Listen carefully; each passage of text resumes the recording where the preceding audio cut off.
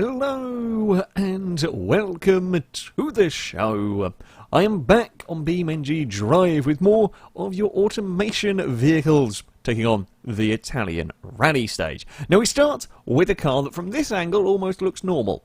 Built by Psychotic Mammal, it's called the Trophy. However, as we spin the camera a little further around, it's still looking just about normal. Gradually looking a little bit stranger. Oh no dear. This has got the longest wing fitted to a car so far. I mean, the wing is about the same length as the car, almost, added on the back. It's a little bit odd. I'm not really sure it's going to help the car very much. However, it will be interesting to see how it goes. Engine-wise, we have got 308 horsepower from a 3-litre naturally aspirated flat 6. We are all-wheel drive, off-road tyres around the place. The flat 6 continues to be one of the most popular engine choices we have in this series. I'm not really sure the wing's going to survive its run down the course. I will be honest, I'm not 100% convinced. It is such a long wing sticking out the back that that's probably going to get caught on a tree. We have a lot of understeer in the car. Again, don't know whether that'll be the wing not helping, just having, I don't know how heavy it is, whether that is dragging the back of the car down, essentially lifting the front wheels up when it comes to these corners. Either way, it is not really wanting to get turned in very much through here. I've got to wait to get on the power. It's decently fast accelerating, and I will say the brakes are pretty solid. It does lock up very easily, but it is getting slowed down unbelievably quickly, so that does help. We are not going to be flat through here. I just haven't got the grip to manage that. We've got to be incredibly careful not to just lock up and go straight on through some of these sections. We got a good bit of a turn in there. Must have just managed to get the front cooperating briefly as we head into the tightening, nasty kind of double left. Don't clip the wing on the rocks. I'm amazed it's actually survived this well down here. We slow for the second of the hairpins, understeer our way through there. Out the other side we go. It's got a, I presume, double clutch gearbox or something. We're certainly not wasting much time. Oh, in between gear shifts, I cannot get it through that fast chicane. And we are across the line, a 120.6 for the vehicle. I mean, it's a mad looking car. It doesn't actually drive as mad as it looks. It just understeers. There is just an awful lot of understeer, and it doesn't really want to get turned into the corners. Yes, the camera angle does look quite funny back here with the giant platypus beak on the back of this, but yeah, it's not all that difficult. It's certainly suspension-wise, it seems to be doing okay. Certainly dealing with the course. My bigger concern is, yeah, it just doesn't really want to turn in. And oh, if I try to do that, that's going to be the outcome. Thought, you know what, we'll boot it and I'll see if I can slide it. And then the car found, well, it's say it found grip. It just stopped sliding with the rear, and then we just went straight. Okay, it was worth a try. I feel like it might have worked. It didn't work. There's a lot of understeer. I'm just going to have to be really... It's going to be unspectacular, I think, is going to be the way to drive this car. Is unspectacular and understeery. But there we go. Yeah, sadly. Well, I guess, you know, the early runs, you've got to try and learn something. When you've got 3 attempts, sometimes you burn one trying something. And it was worth a go, but now I definitely know not to try and risk the slither the car around technique, because it will not work.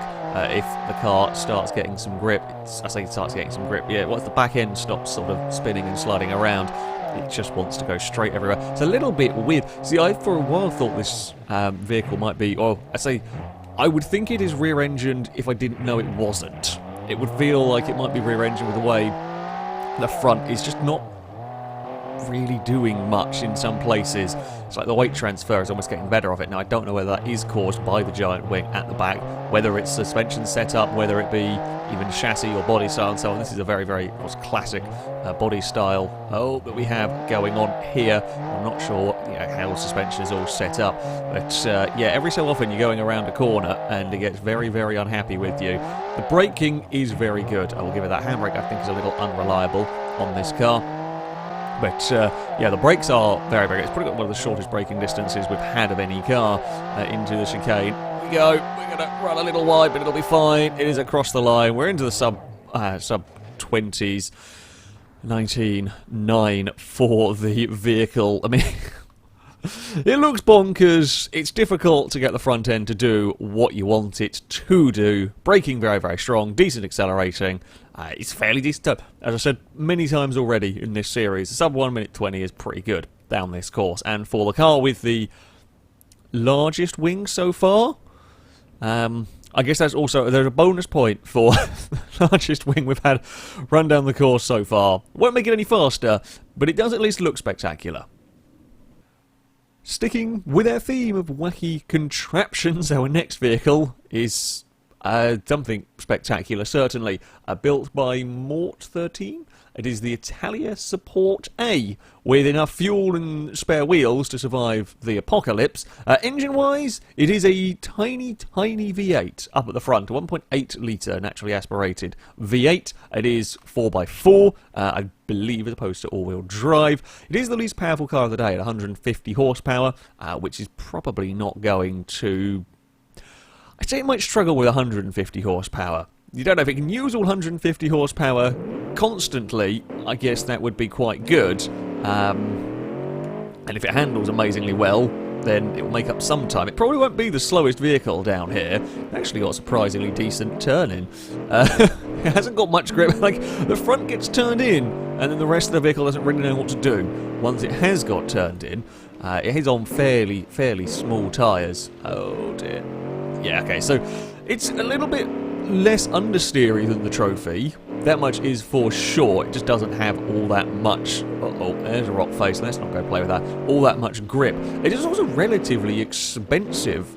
Oh, okay, we don't have the braking performance. No, we do not have the braking performance of the Trophy.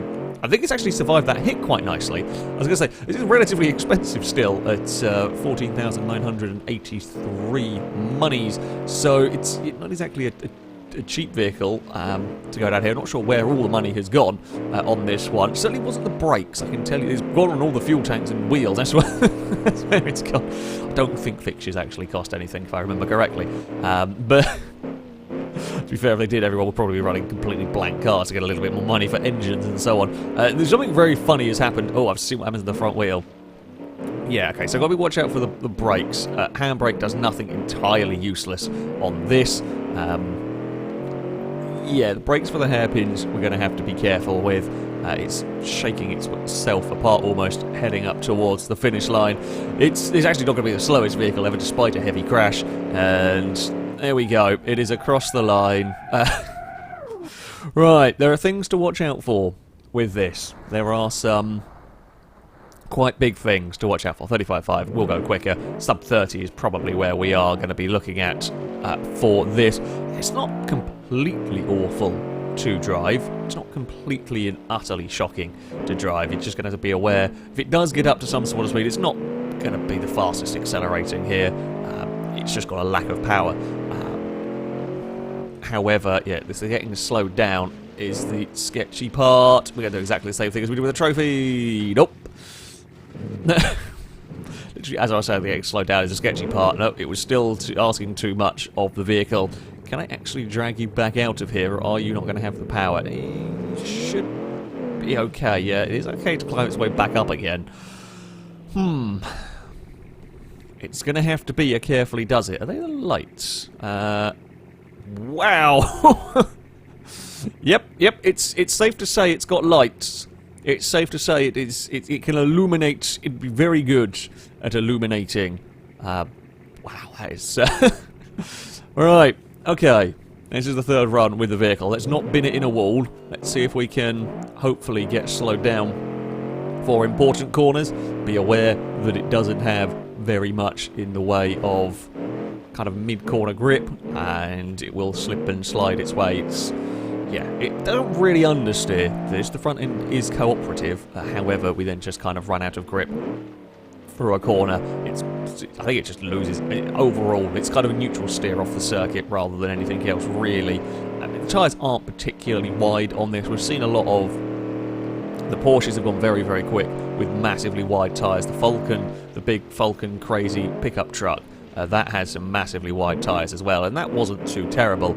It just doesn't have the size tyres. I know in reality you don't necessarily want wide tyres when it comes to off-roading, which we're sort of doing here. However, it seems like Beam is another game where big tyres is the way to go, pretty much. All the back. The whole car is almost jumping around on the suspension a little bit. I thought it was the broken suspension we had from the crash on that first run. However, this still looks... It makes what is a fairly smooth road look very wobbly. This isn't a tough road in terms of bumps. It's a tough road in terms of grip and in terms of narrowness and so on. But bumps are not something that generally give cars too many issues. And this thing is shaking about all over the place. And I'm not going to trust this being flat through here, because I suspect we'd lose the back end. There we go. It is through and across the line. 32.9 for the vehicle. Yeah, I mean, it's simply not got the power. It's probably a little bit on the heavy side. Braking, I've just seen the size of the brakes at the front. No wonder we're struggling. Holy crap. Those are some tiny brakes. So yeah, we've got tiny brakes, tiny tyres, not much power, and not much grip. So I guess getting a on 30 is, or 32, is not as bad as it could have been. It's not going to be the slowest. It does beat at least the EOS. Up next, we have a rather interesting little car, this one, built by Zico Tek. It is the EV6 concept, based on that Honda EV concept car. I quite like the look of it. Cool looking vehicle. Engine-wise is a very, very small V8 in this 1.6 litre turbocharged V8. Not particularly powerful, just under 200 horsepower. It is all-wheel drive, bigger tyres than the Italia. Quite light, short wheelbase, should theoretically be pretty good when it comes to rally. The lack of power, okay, it's probably not quite going to be competing with the very fastest cars, the likes of the Scarab, the likes of the Nordic Wolf and so on. However, if it can use 200 horsepower better than a lot of cars with 300 or 400 horsepower, it could still be pretty fast. And look at that, we have actual grip. The front gets turned, it has grip, it has kind of acceleration out of the corners. Oh, guys, actually got really good grip, this. I'm impressed. Admittedly, the bar might not have been set massively high so far in today's episode. However, this can certainly get around the corners. Oh, it has ABS. I hadn't realised it has got ABS. Okay, now we saw one of the vehicles, one of the Porsches, the Slowmobile from last time, that was very, very quick still with ABS. You can be incredibly aggressive with the brakes, you won't lock it up, and if the brakes are good enough, it will kind of work. So I'm going to just have to be, you have to be, with cars with the ABS, you have to be ultra aggressive on the brakes to try and get the most out of them. And you do have to be aware that braking distances will still be slightly longer, however, will be more composed. We saw with the Trophy, it was quite sketchy getting it slowed down for some of the corners. So yeah, I mean, it's been, again, another bit of a learning experience down here. The front is slightly tweaked on this run. We're fighting the car. All things considered, we had a crash. Oh, big flip. Good flip as well from the car. Considering we had a crash into the rock face, and I drove the last half of that with a bent wheel. It's now admittedly a lot more bent than it was, so I can't quite show you. 17.4 is very quick. Again, remember, this is a sub 200 horsepower car. The brakes, the front brakes are decent size. Rear brakes aren't massive. Okay, that's some decent speed out of this car if we get it right. This could be... I don't know if it'll be a contender quite to go against the Sunburst. It, interestingly, isn't using a sequential or double clutch gearbox. None of them. Still a proper manual. While it's going to probably lose less time with that around here than the autocross course, it is still a potentially... There's just, fractions of seconds are lost with the changing of the gears. Oh, no, see, we can get away with that. That is some confidence you have there. Some vehicles, you start sliding around like that, it's just panic stations because you don't know what they're going to do. Whereas with this, I feel relatively calm. If it starts going sideways, you've got enough time to catch it. The car's got enough grip to deal with whatever scenarios. We can actually be flat through there as well. Been a little while since we've had a car that is as happy to be flat through there as this is. Oh, this is a lovely little car. This is an absolutely fantastic little vehicle. We will get on the brakes. As I said, 200 horsepower. If it can use the 200 horsepower well, which this is, it can still go mighty quick indeed. Towards the hairpins we go, little deep on that one. That was a grab the handbrake because I was going to slide over the course if I didn't. So we got it slowed down in the end. We'll go for a little tap on the brakes through there as we accelerate up towards the finish line. Bloody hell. 16.3 for the EV6 concept. Can I get it any faster? I also got to say, does a pretty good job on that nasty bump after the finish line. It's actually controlled that fairly well. If you clip a wall, yes, you'll go for a big old crash. However, the actual bumps, suspension, setup-wise on this car, spot on, I think, for the stage that we are doing. Question is, can I get any more time out of the vehicle on this final run? Yeah, I kind of didn't do... Well, I say I didn't really do the brake check. I wasn't able to look at the ABS light came on, but it got stopped so well for that first corner, I just presumed that it was the normal. I said normal, it just wasn't running ABS. So that's how we ended up in the hairpin on the first lap. That grip through that mid-corner there is phenomenal. We're probably braking about the same point. We would have anything actually a little early on the brakes down there. I would rather naturally be a bit early on the brakes than be late on the brakes down there. That rock face has probably been the place that has claimed the most vehicles in this series so far.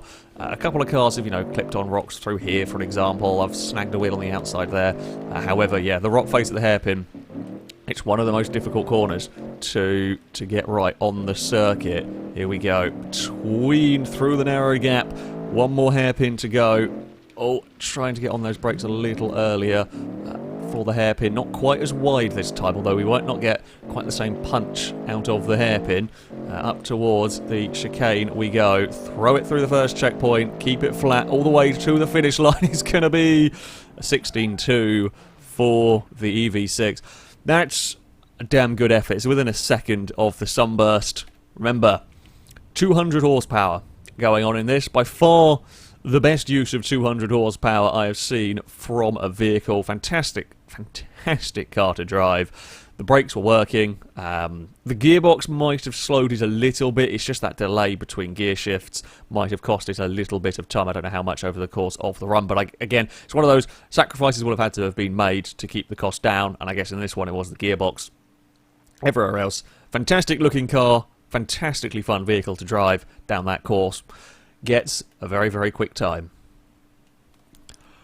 And our final vehicle to take on the course is the first appearance of this body style in the series. Built by Longbow X, it is the Longbow X GT. Most powerful car of the day, just shy of 540 horsepower. That's a lot going through all the wheels, and they are big old tyres. It's also the biggest engine of the day, 3.6 litre turbocharged i6. So, engine-wise, pretty damn good. Brakes look sizable.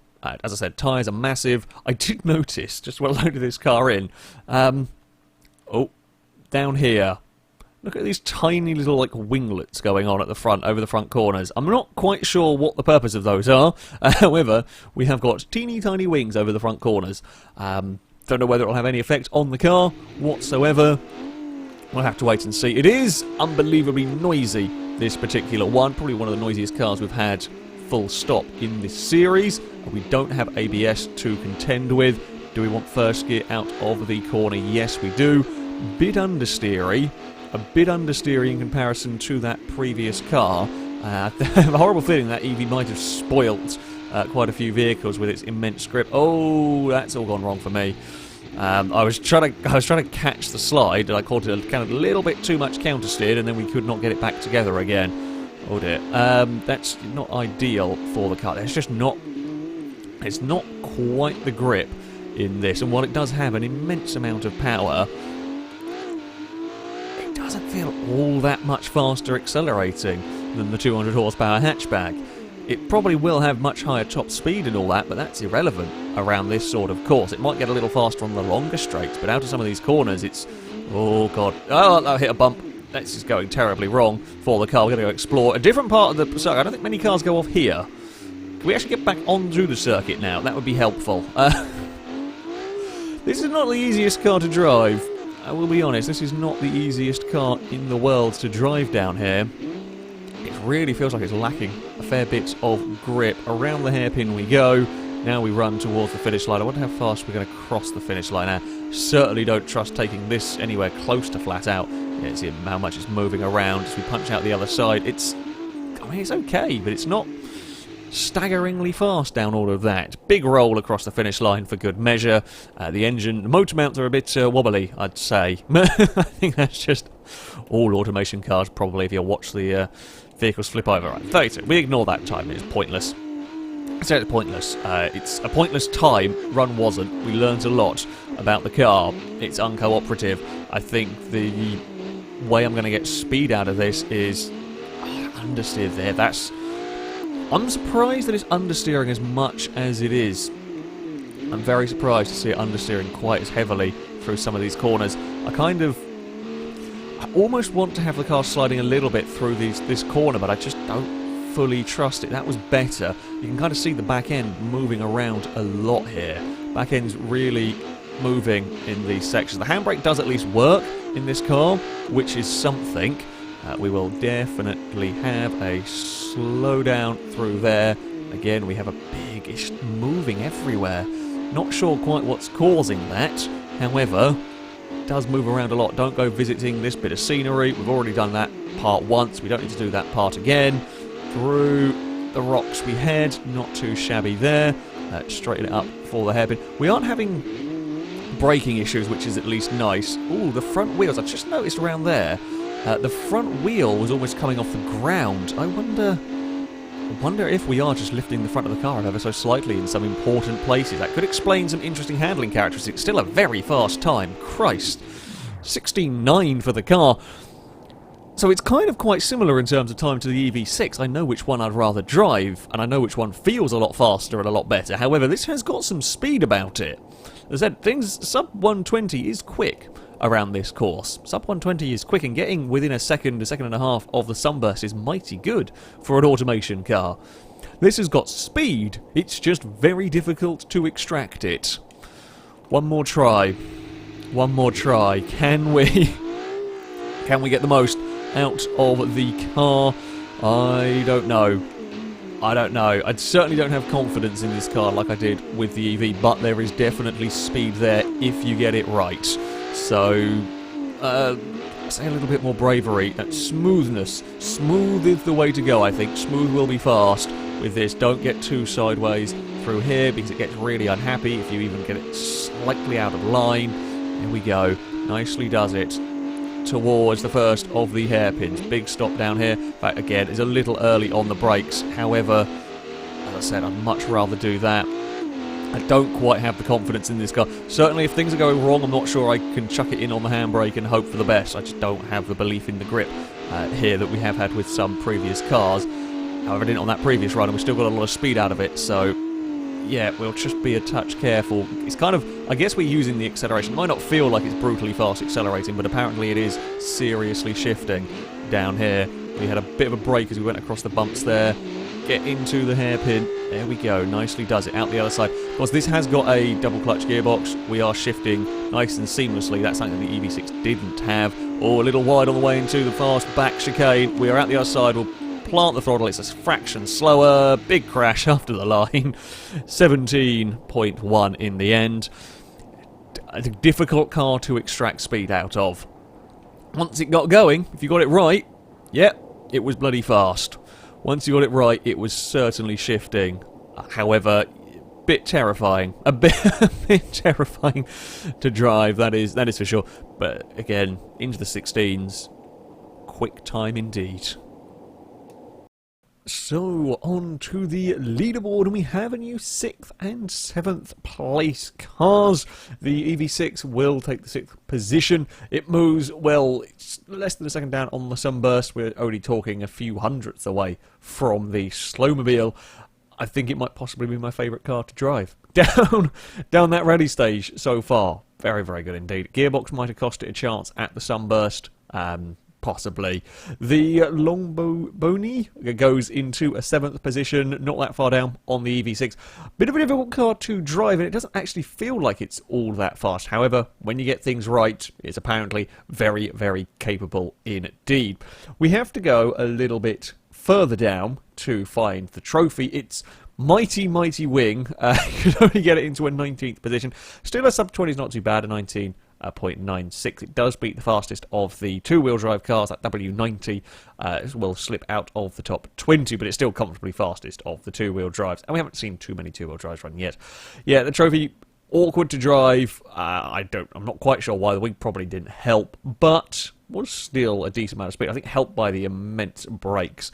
And finally, the Italia Support A. Well, it's down towards the bottom. 36th place. It's not the slowest car, truck, vehicle to drive down this stage. It does beat the EOS, but that is about it. 132.9. It's a fair way down on the Alpha GT V6. It was, yeah, not very fast accelerating, a bit iffy under braking, and very sketchy through the corners. So all in all, doesn't really bode well for a fast lap time. But there we go. That is going to be it for this video. Thank you all very much for watching, and until next time, a goodbye.